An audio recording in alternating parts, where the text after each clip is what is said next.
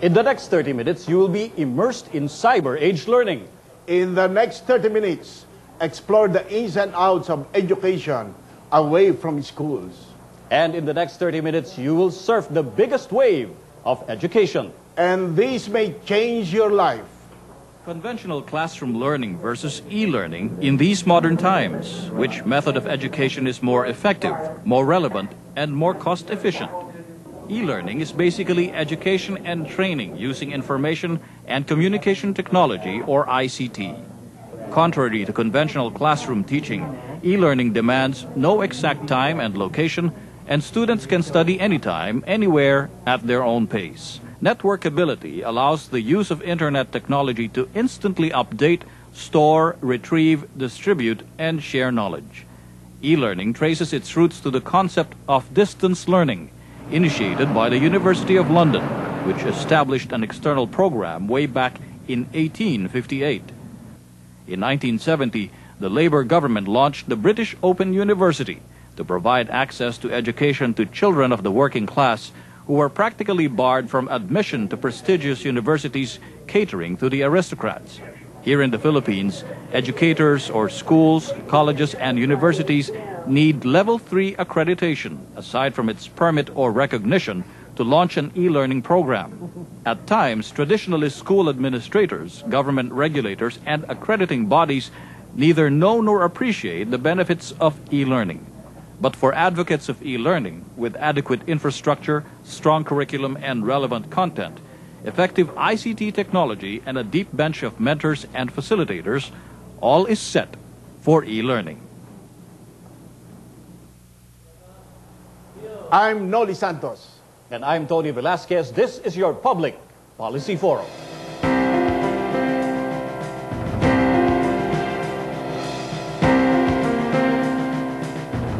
Today we'll be talking about e-learning and its potential to bridge the gap between the rich and the poor. Though e-learning can be an effective tool for education, tools are needed to make it work. What barriers need to be hurdled, and what policies and regulations need to be changed to make e-learning succeed? With us today, Dr. Patrick Asanza, Senior Vice President of Obama University and President of National E-Learning Association, and Professor Romel Andong of De La Salle University. Dr. Asanza, let's start with you. Can you help us understand first what the concept of e-learning is, and how would you differentiate that between learning that is using just the modern tools of CD-ROMs and internet? Well, e-learning is actually a modern way of acquiring knowledge. It uses electronic mode and the internet to deliver instruction, and at the same time to allow the students to maximize learning anytime, anywhere.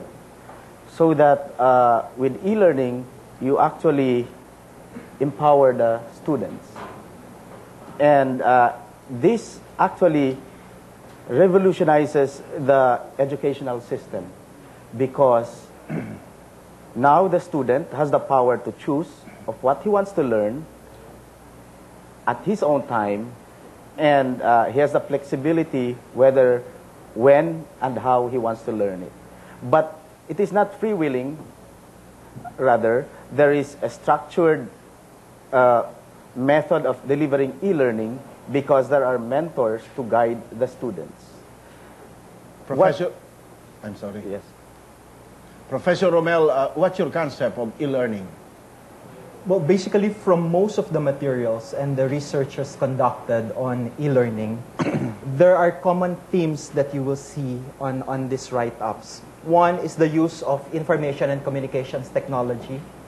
The other one is the use of other solutions and devices to put together an environment to facilitate the learning of the students. Mm-hmm. So that's the basic concept behind e-learning. The new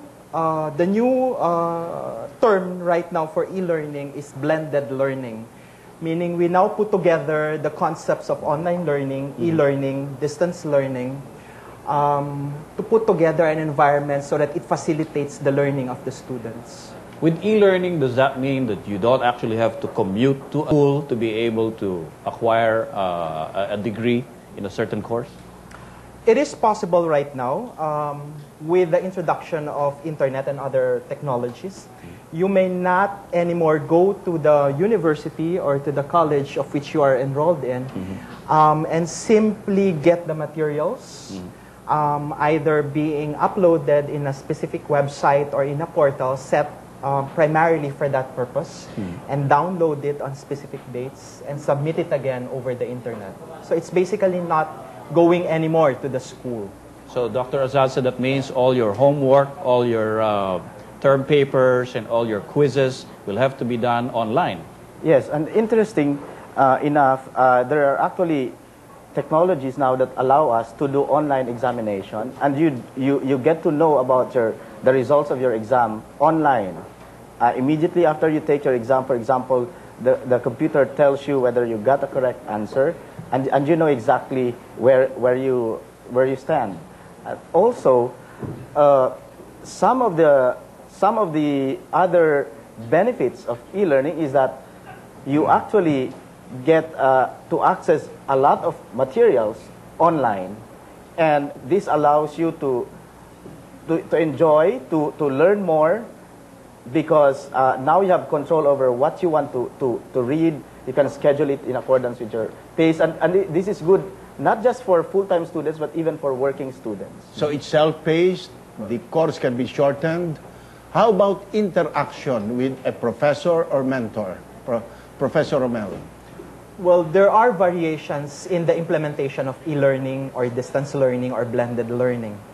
What some organizations will do is that they will put together a video conferencing equipment so that wherever the professor is or wherever the students are, they can interact two-way, which is actually most probably a more expensive way of implementing e-learning or distance learning. But that is possible. So what are the requirements of an educational institution to go into e-learning? Well, let me share with you the things that we're doing at the AME University. What we actually have there is a platform wherein we can load or upload our content, and we have a studio that allows an expert to talk to students. We now have around 30,000 students hooked to our e-learning class at any given time, and they get to learn from an expert. For example, in our political science class, we had Senator Francis Pangilinan discussing politics, and Congressman Lorenzo Tanyada delivering expert opinion on governance. And you can just imagine that all over the Philippines, 30,000 students were directly learning from the experts themselves. And if you can do this on a certain topic, for example, on the arts, we had national artist Virgilio Almario teaching our students on Philippine literature, and they got it directly from this expert. And this really transforms education. And look at the quality of mentors that you have right now, and it has broken the barriers of geography, because now a national artist can teach 30,000 students simultaneously, and they can interact directly through our interactive mode of instruction, using, of course, satellite and at the same time internet technology.